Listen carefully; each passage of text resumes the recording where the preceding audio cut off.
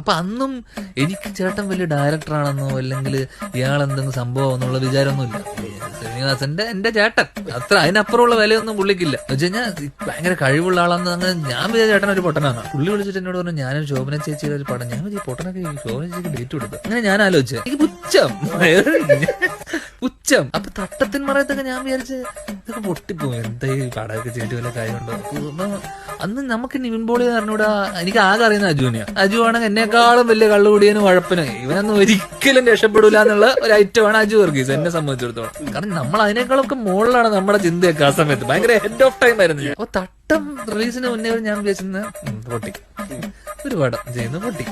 അപ്പൊ തട്ടം കഴിഞ്ഞപ്പോഴാണ് എനിക്ക് മനസ്സിലാകുന്നത് പുള്ളിക്ക് ഒരു സ്റ്റഫുള്ള മനുഷ്യനാന്ന് എനിക്ക് അന്നാണ്. കാരണം തട്ടത്തിന്റെ ആക്ച്വലി സോങ് കണ്ടപ്പോ തന്നെ എനിക്ക് മനസ്സിലായി ഇത് പരിപാടി, ഇവർക്ക് പരിപാടി അറിയാവുന്ന